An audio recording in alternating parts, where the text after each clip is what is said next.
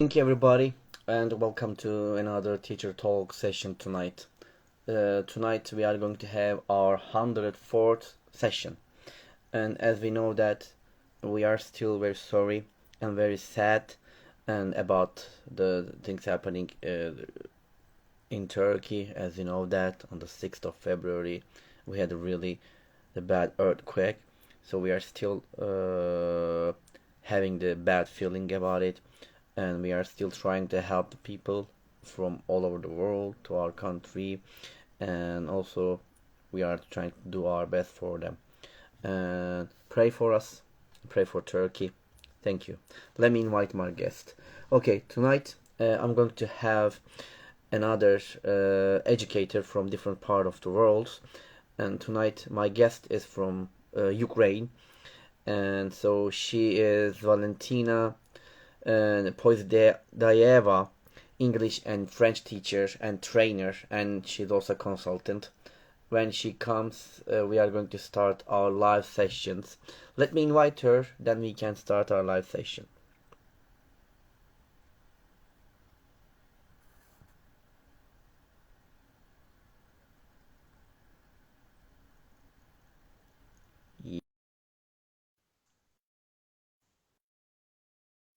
When she comes, yes, there she is. Oh, ah, Good yes, there evening. she is. Hi, hello, Valentina. Hello. Hello, can you hear me? Yeah, perfectly. And how about you? Can you hear me? Yeah, sure. I can hear you, but I'm just trying Well, to. A moment. Now, okay. That's good. now I can hear better. All That right. So, that's hi, Valentina, and welcome to Teacher Talk session tonight. It's really great to have you here in our 104th session, and I'm sure that we are going to have a very fruitful session with you and very educational session with you tonight.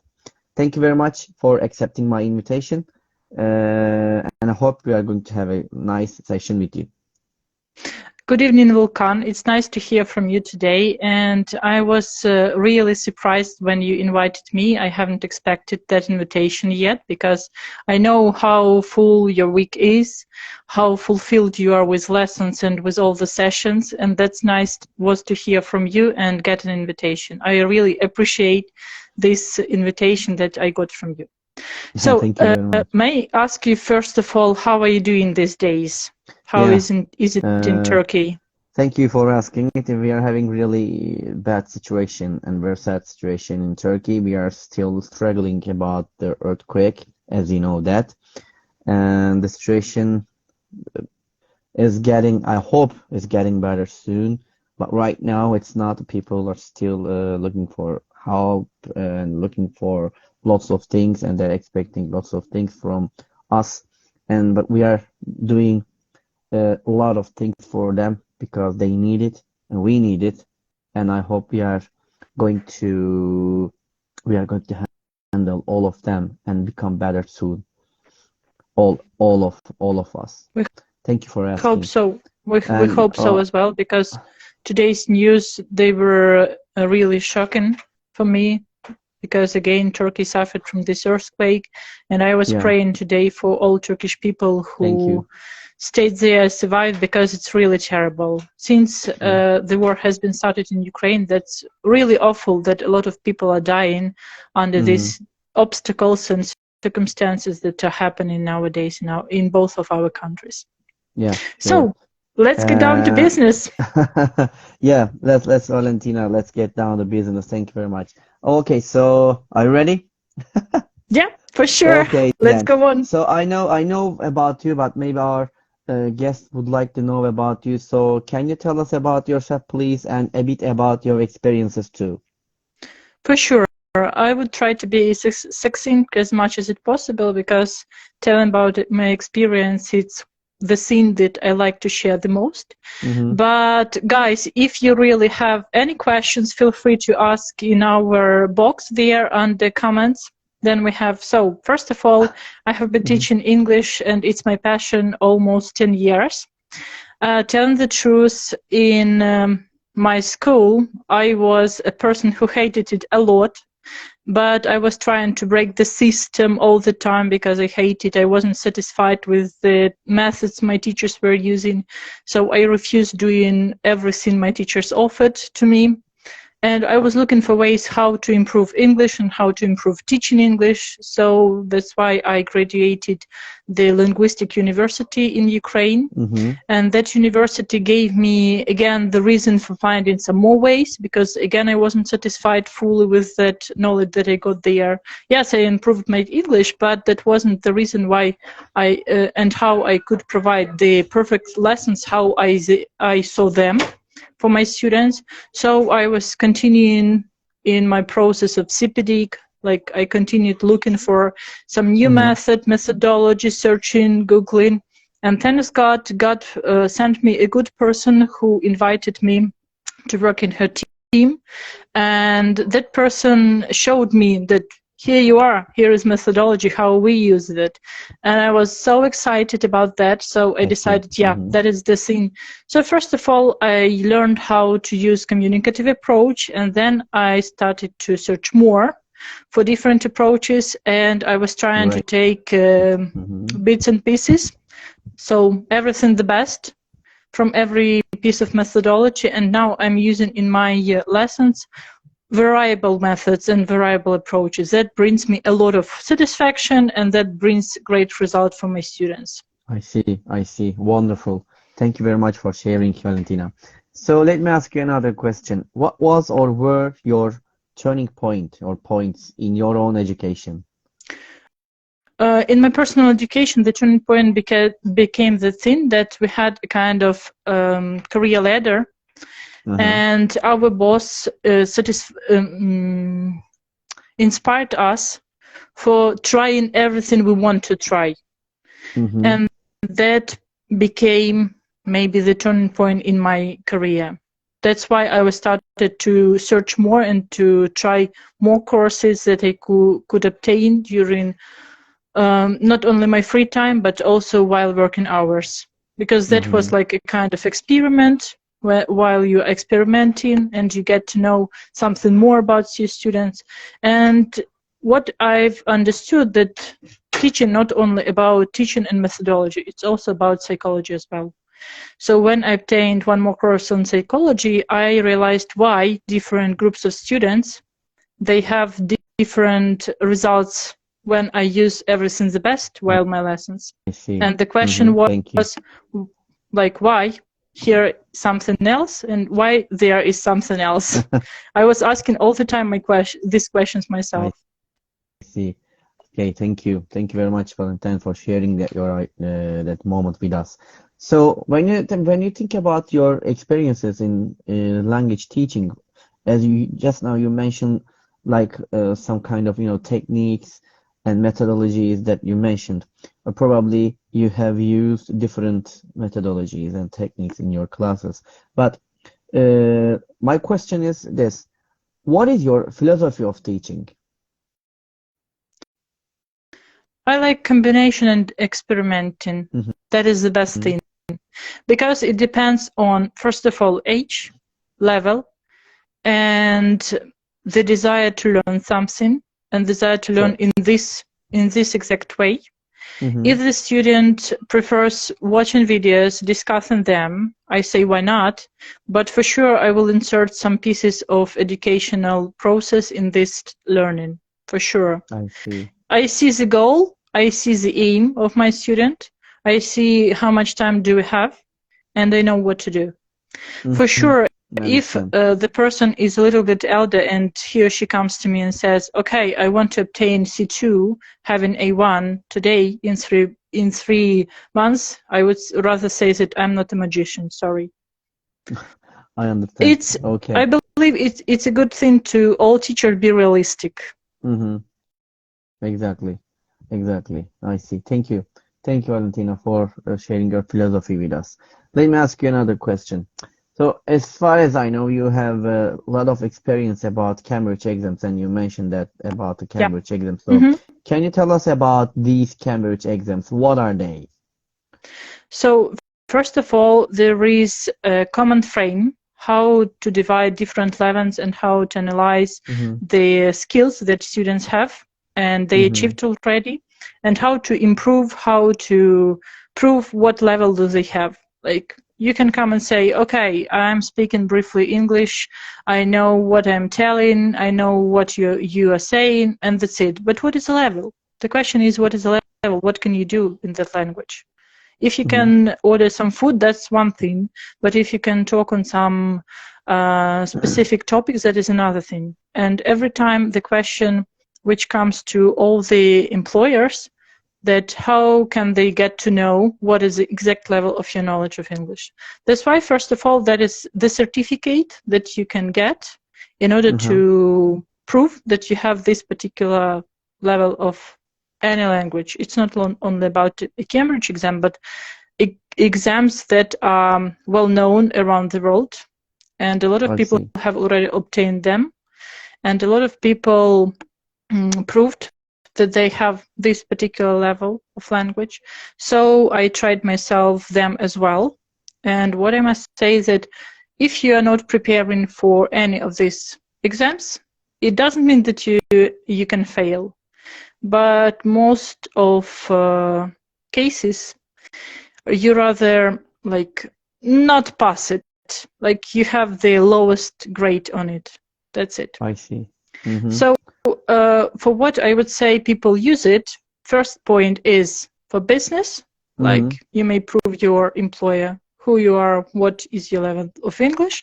Secondly, you may easily be inserted into a foreign school, which is not in your country and where people don't speak your native language. And the third point, that you can enter any university around the world with the help of this certificate. Like, you can prove that your level of English is over here, and yeah, you have enough to be a student of this university. So 3 main points. I see. About these Cambridge exams. Okay. So actually, I was. Sorry for interrupting, but actually, I inspire my students who are of lower level. I mean A1 and 2. But the question is for like B2, B1 plus, C2, C1. That people, it's obvious. Like, you can find a job, or you can enter a university, or you can be inserted into different school. But the question is that a lot of people around Ukraine now are refugees in different countries. And those students who obtained like A1, A2, these are starters and movers and flyers exams. So they are like a kind of young learners, or a little bit teenagers, or between young learners and teenagers. And they gave this certificate that here we have this level of English. They were easily inserted into state schools, which means that they have a provement that here we are with our level of English. That's great as well. And for kids, it's also a special thing when they obtain some exam, and then they get the certificate. They're so proud of themselves that they achieved this. Not only it's a point of proudness for their parents, but also from themselves, that they are so small and young, and now they have this certificate like real adult. Real adult, I see. It makes them happy about it and proud themselves. I see. I was going to ask you the question, like, what are these exams used for? But you have already answered about it. And why do people take these exams? That was my another question, but you have already also given the answer for the question. So I think no need to ask the same question to you again. But let me ask you another question. You are familiar with the Cambridge exams, and as you know that, and I'm sure that you have no idea about it, like TKT exam. So what is that? What is this TKT exam, and why do teachers want to take this exam? What kind of help does it give to them? So first of all, the course for preparing for TKT exam is very useful. That is MTC course. Why do people take it? It's a kind of practice before they exams. So you have these practical sessions where you are taught how exactly you may use all the resources you have nowadays into your lessons, and how to insert all the details, all the tricks of methodology into your courses. So as for TKT exam, there are 3 modules, and each module is devoted to different topic. So just let me rename all the modules. So module 1 is background to language learning and teaching, which means that what you know about language and what details you may teach and explain to your students. So all the details are given in this preparation course, and also are given while the test session. So the first module, I would say, is the easiest one. Why so? Because it's easy to get ready for it by reading some books on methodology, which are devoted to this special TKT Module 1 part. And also what you can do, that you can start peer teaching with some colleagues, which means that you exchange at the same time your experience. Secondly, you help your colleague find out the answers for sample questions that are given on TKT, and also you start teach your colleague, and your colleague teaches you, which means this exchange of experience is very useful, especially if you have study buddy with who you start at module 1 and you complete the course, or you can do that even by your own with your study buddy, and you do this preparation course with your study buddy. That means that it's awesome. Why so? Because you both have different experiences, first of all. Then you find solutions for some awkward questions sometimes, or very like important ones. And sometimes if you have tricky questions, not while session, but while you're teaching, then you may come across the conclusion with your study buddy, and that is a good thing. Second module is lesson planning and use of resources for language teaching. This one, I would say, is the most useful. Why so? Because here you are taught how to plan your lesson, predicting all the unexpectancies. Let's imagine for one moment that you have you're teaching listening skill. Let's imagine this one particular lesson. And once your students fail it, but in your lesson plan you wrote like, okay, 10 minutes for listening, like the whole with pre-listening task and post-listening, but your students failed from the first part or from the first time. And then you, while planning your lesson, you write there some solutions how you may solve these problems. So while lesson planning, you think not only about lesson itself, how to plan it, how to organize all the exercises, how to put there all the best you know, but also you think what questions or what problems may appear and how to solve them. And secondly, if you're not satisfied with some books, so how you may find, and where you may find some good resources for your lessons, or for some particular needs. Because internet is fulfilled with different resources, but the question is, if you're not satisfied with any of them, or if you have very special needs from your students, so where and how you can combine the course, how can you organize the course? Actually, about creating the course, it's Delta Modular 2.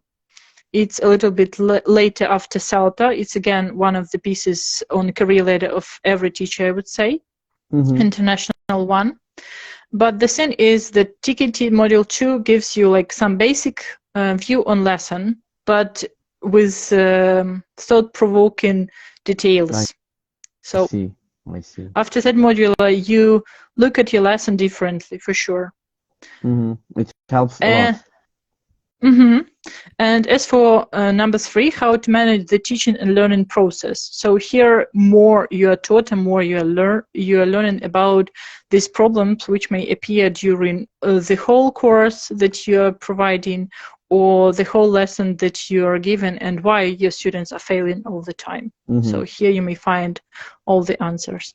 There are some more specialist modules, which is content and language integrated learning. That is one of the module, because there are 5 of them, and ticketing young learners. As for young learners, I may say briefly that this module teaches you how to provide the course to very young learners, because they have not special needs, they have special ways of perceiving the world and acquiring the language. So you can't teach them in the same way as you teach adults or teenagers. I see. The way they learn is different, totally different than the way the adults and they learn it. I see. Thank you. Thank you very much for the useful information. We have learned a lot about these exams. Thank you, Valentyna. Thank you. You're welcome. Let me ask you another question, but this is, I know that you are very interested in like warming up activities, I think. And you, as you know, that you have different ideas about warming up. Can you give us some examples of warming up activities for the language classrooms? Just maybe 1 or 2 examples. Actually, I would share my favorite one, that there is an application World Wall, and for different levels I have created a kind of question wheel with my students, and every lesson they open and they spin this wheel for finding the best question they would like to ask their partner. So they share some experience, or they share some private information, or they may present 2 true facts and 1 false the partner needs to get. And every time, if I have especially big groups, if it's like state school, because I used to work in state school as well, there I ask my students to work in group of 3 or group of 5 and get to know some new information about new person every lesson. So it made them more friendly, feel friendship, because they get to know more about each other while doing these activities. And the second thing, that they exchange their experience all the time. Like at the beginning of the lesson, they say something good, and they share something that they struggle with, and partners sometimes even help them with that. Okay, it's nice. It's a nice activity, warming up activity, and warming up activities are really important for, for starting the new topic. It helps us a lot. Definitely. Icebreakers are especially useful when you want to organize and you want to start co-working the whole big group.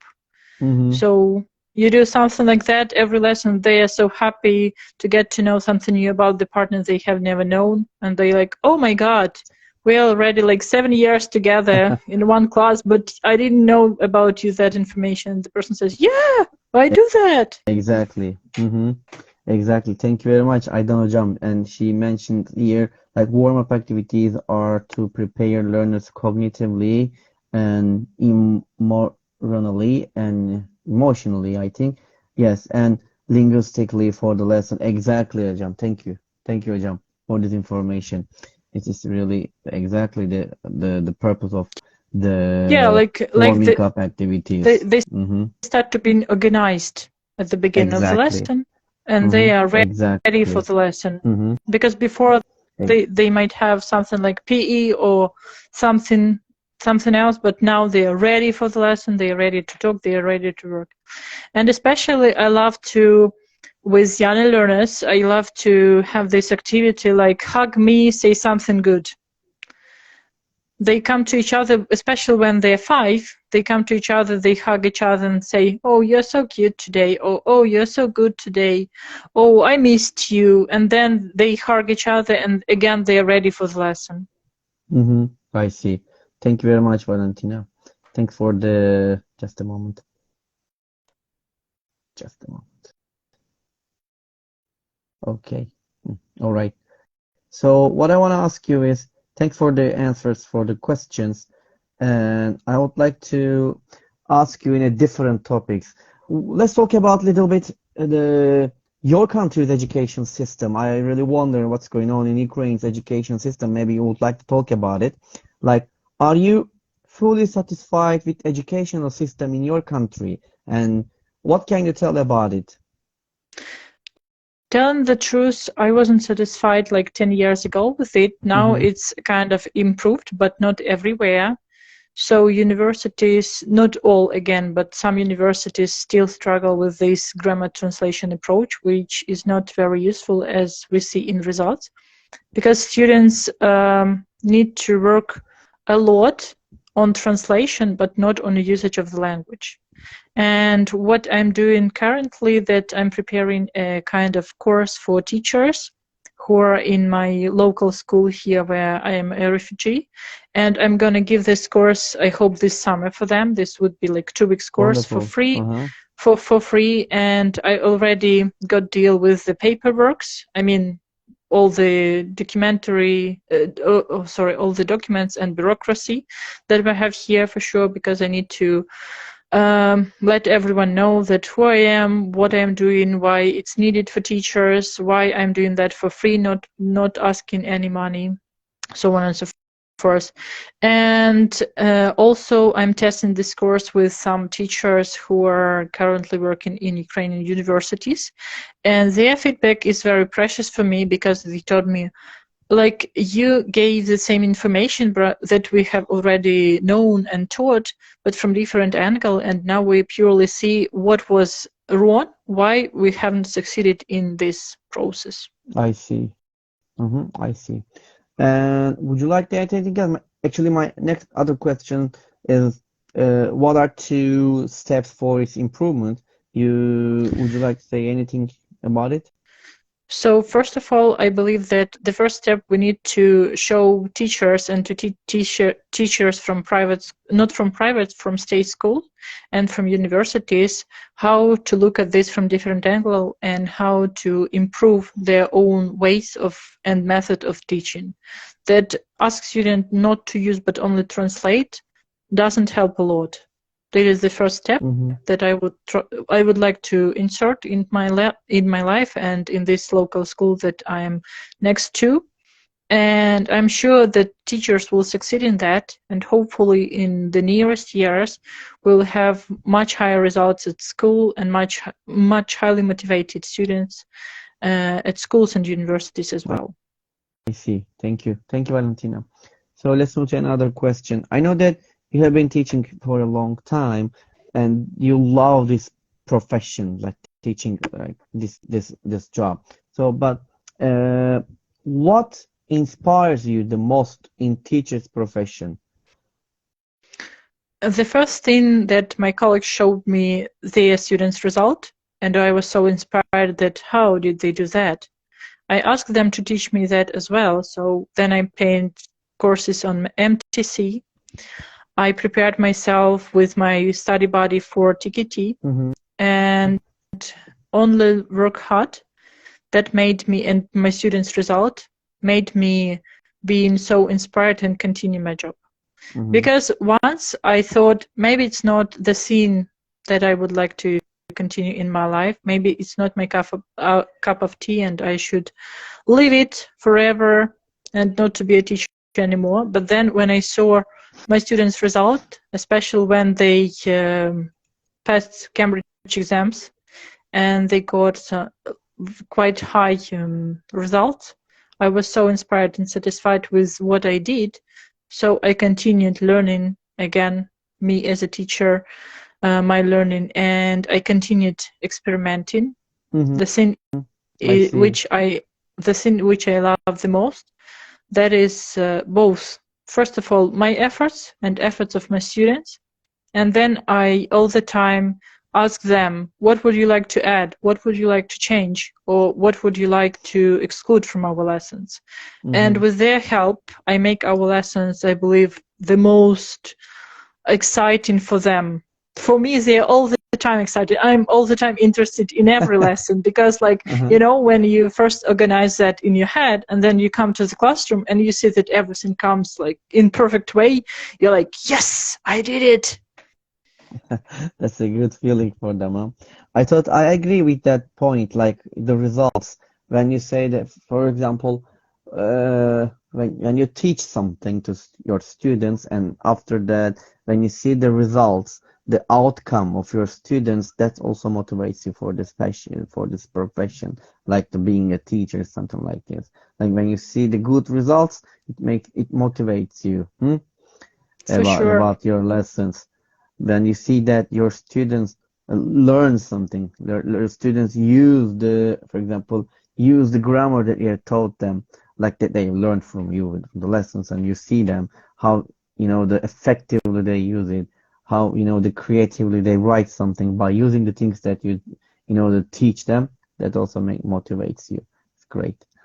Thank you. And one more thing I would like Sure. to ask you. Tell Sure. me, please, have you ever experienced like taking the course or providing the course for A0 students, and then you have been teaching them for like, I don't know, maybe for 2 more levels, and then you may easily communicate with them, like, from nothing up to some prospect. Oh my God, I'm sorry. Some great results, and then you see this progress, and then the people say, like, I came here with nothing, like A0, and now I can easily communicate with my foreign friends. Of course. It's first of all, and you're like so proud not only for this course or for this time, but you're also grateful that your students haven't given up, and you continue with them, and you're like, oh my God. And when you come with them up to C1, you're so happy that from A0 up to C1, they're staying with you, and this time they grew up not only as people and as learners as well, but also they grew up in their own eyes as those people who succeeded in such a long and rough patch. Definitely, I totally agree. It's really great feeling to see their progress, how they improved. It's really wonderful feeling that you have. I think there's a question here. Oh, sorry, I missed the question. I studied economics and have TESOL certificate and would like to teach English in Turkey. Does it work at any private school? And if I do master ELT, will I be able to teach?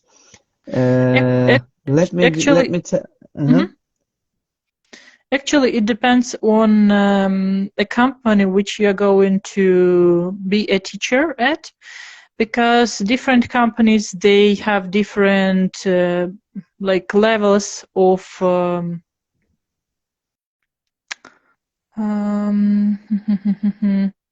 like what they needed from you. I have been teaching for a private company, and they asked me to have, first of all, language certificate, like the certificate which proves that I have this particular level of English. And secondly, I needed to have certificate on methodology. So again, it depends. There are a lot of sites which provide you positions in different, not only even schools, private ones, but also at universities, where they want from you TESOL certificate as well. And yeah, if you do master ELT, it depends again of the level, because there are different levels of it as well. And as far as I know, CELTA is oh my God, it's the 5th level. So if you obtain something bigger than some CELTA, like master degree of philosophy, then it would be level 7. You may Google this information and then find where you have the position opened, and send there your CV with attached certificate. For sure you will find a good position. Why not? I see. Because in comparison to those teachers who haven't obtained these courses, and they don't have improvements of their certificates and their knowledge, So I not. see. Thank you, Valentina, for your answer for the question. As Aydanajan mentioned here, like if you have a master degree in ELT, most probably you can find a job as a teacher in Turkey. Like if because you have completed your master degree, it's really good. So if you have a master degree in ELT, uh, you you can easily Turkey, by the way, not the Turkey. We don't say Mm-hmm. Turkey anymore. We say Turkey. Mm-hmm. And you can find a job in Turkey and apply any private colleges and private courses in Turkey. You can do that. Okay. Mm-hmm. Thank you. Let's move to another question. And my next question is not about like the education, again about with you. Like, can you tell me an interesting moment that you still remember in your teaching or learning career? Actually, I have two of them. Sure. First of all, that once I was asked to teach like 2-year-old kid, Uh-huh. and first of all, I didn't refuse, but it was the beginning of my young learners course on MTC, and while having this course, I was teaching. Like I had this parallel, so everything I was taught during this course, I used during my lessons, and as a result, we succeeded with that kid. And that kid started like to say separate words in English, but before that kid hasn't spoken at all. I mean, in mother tongue as well. And then mom told me, like, I haven't expected anything from that course. Just that was my interest, if it's possible. But when the kid started to talk, she told me, like, wow, I'm impressed. And I was impressed as well because I have never had such kind of experience. So I was impressed with this result. And the result was like, I expected the result after 3 months of our co-working process, but the result appeared in 1.5 months, and I was like, wow, I was impressed really. Great. Yeah, Wonderful moment for you, probably. I know that there is plethora of different approaches and methods that are used with young learners, but for me at that time I wasn't so experienced, so I was impressed with both my results as a teacher and the results as a student. I see. And the second one, when I passed a test, one of the tests that I used to pass earlier, and I got a certificate with a kind of mark, and there was written like, this course was obtained by a student, there was my name and surname, and you succeeded in everything you could succeed during this course. Because that is the kind of mark which is the highest one on this course, and I was again so happy. I haven't expected to succeed there because I was like, I don't know, I experimented too much, I believed, during that course. But the teacher told me, like, that's good. When you experiment and you collect all the feedbacks and then you create something bigger and something better, then yeah, that is the right way. Wonderful. I see. Thank you very much for sharing your moments with us, Valentina. Thank you. Thank you for question. And let me ask you another question. This is really interesting questions, and I really wonder what I'm going to say about the question. Like, if you could have one superpower to use in the classroom, what would it be, and how would it help? The superpower to make learning easier, far easier. that it goes now, and for all people who want to succeed in learning, because as far as you know, all the students they suffer from this, like, low speed learning in comparison to kids. They are like, I don't know, they are like turtles, kind of. Yeah, They do their best. I appreciate. I'm grateful for all their efforts, but still, in comparison to kids, they're kind of turtles. I wish I had this opportunity to make them learn faster, like that their brain would be so plastic as kids' brain are. I Kid see. brains is. Thank you. So Thank you, Valentina, for your teachers sometimes want to give more that exactly. students can perceive. So I would That's why you like to want have the that superpower superpower to make it easier for them. I see. Thank you. for Thank you sure. very much.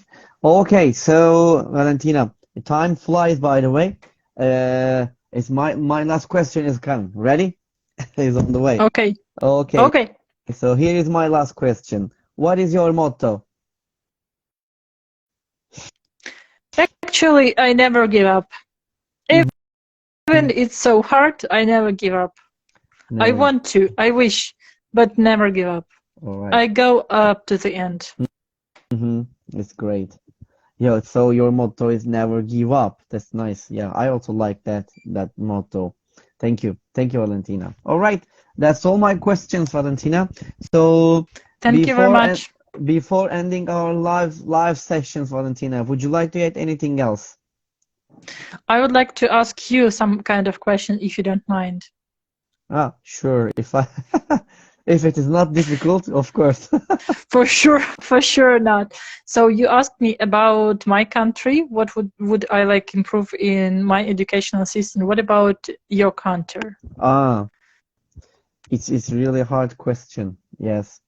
In our country, I think sometimes it's really difficult, the situations the where we teach in our country, and maybe we can say that the way that we teach, we need to find the suitable, the system. Sometimes sometimes we have a problem with the system in our education.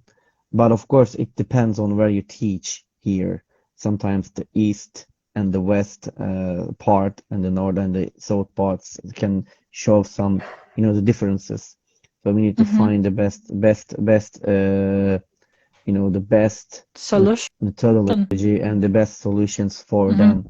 But of course, I think in our education, not only the, not only the way we teach to them, also the environment also is really important, and we need to improve the where they get the education. So that's also really important. And what methods do normally are normally used in your state schools, if you have It, some information? actually, we have different methods that they use it, but I cannot say, for example, every teacher has their own methodology that they use it. We have a kind of a book to follow, which is given by the Minister of Education to the government schools, and also we have it. But of course, the private schools, they're, the following different systems sometimes, as you know that. But I cannot say exactly. I mean, like the way the teachers they teach, because it depends on how do they use these books and what methods they use it in the classrooms. And one more question. Have you been satisfied with the methods teachers used when you were a student? Sorry? How? Like, But yeah, my about your teachers. experience.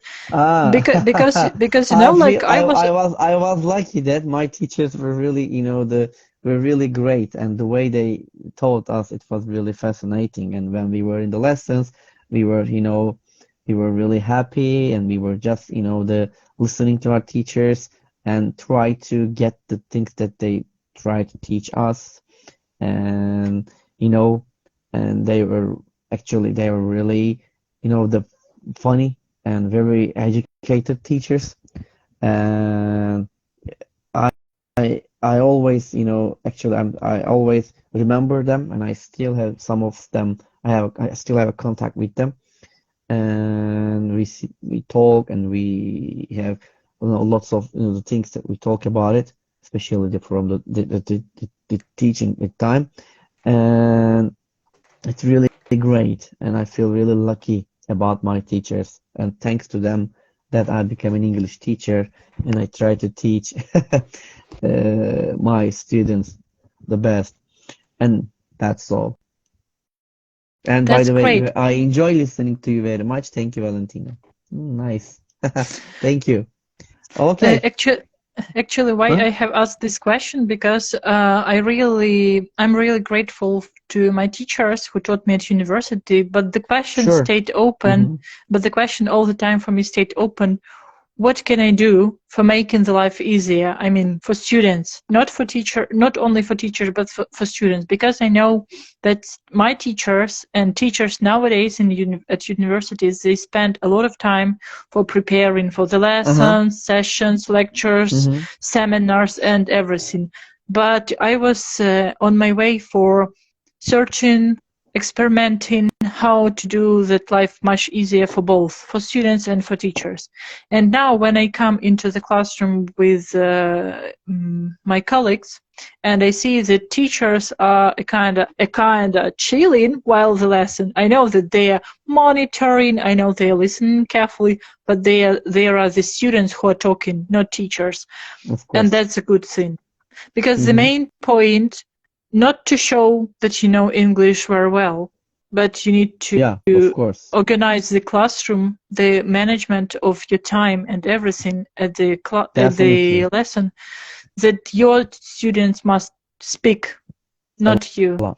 And Mm-hmm. that was the main reason why I was looking for teachers and asking them a lot, like, are you happy about that? Are you happy about this? And teachers like, we spent a lot of time preparing for the lesson. And I say, okay, guys, internet is open, but sometimes we can't break the algorithm, which hides from us You're some right. useful information. Mm-hmm. So here I am, Exactly. calm. Like, you may share you may ask for a consultation. We may share experience, find out the solution for Exactly. some tough Mm-hmm. problems.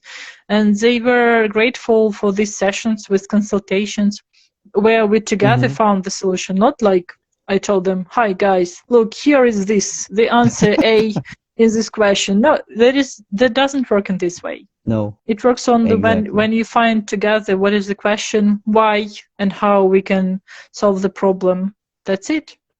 That's it. Exactly. Yeah. Exactly. I And totally agree with you. Mm-hmm. that is a good thing when we have such kind of teachers. I mean, you and me, we both have such kind of teachers. They are so cool ones that we follow their steps, and now we're great teachers as well. Exactly. Thank you. And by the way, when you teach English, the English teachers, they're a little bit different than the other teachers. Like For if sure. you're an English teacher, you're, the way you teach is like kind of more cooler than the others. But yeah, exactly. We know the best way sometimes to do it and Because teaching, like and we have lots of it's fun. Yeah. it's sometimes I feel like I have some secret keys from secret classroom which I open, and from there I take some special resources. I take some special I don't know, some special stuff, and then I use it while my lesson. And then I'm so proud that both students and I, while the lesson, we have a lot, not only a lot of fun, but we have educational fun. And students, Exactly. they don't notice that they have like a kind of education. They have fun. And when I ask them, like, guys, are you happy about the lesson, or what would you like to improve, or what would you like to change, they say, oh God, we had a lot of fun, we're happy about that. But actually when I ask them, okay, what have you learned, and they name for me like the words, or we've understood how to, I don't know, how to understand the text from reading or from listening, or how to write the essay, or how to write something, and then I'm like, yeah, it was fun for you. If it was fun, that's great. Exactly. Thank you. Thank you, Valentina. Thank you very much. Thank you very It's a really much. grateful and very fruitful, the session that we have. And I would like to say thank you very much, Valentina, for being my guest for Teacher Talks Thank you very and much. sharing your ideas and your suggestions, and especially the most important thing, your time you spent with us here. That's really important for us. And Valentina, tonight, as you know, that Valentina was with us, and we had a really fruitful session with her and very educational. We talk about lots of topics, and if you watch the session later, and you can see and you can get an idea about the things that we have talked. We have talked a lot of things. So that's all. And we are going to be here next week at the same time on the same day with a different educated from different part of the world.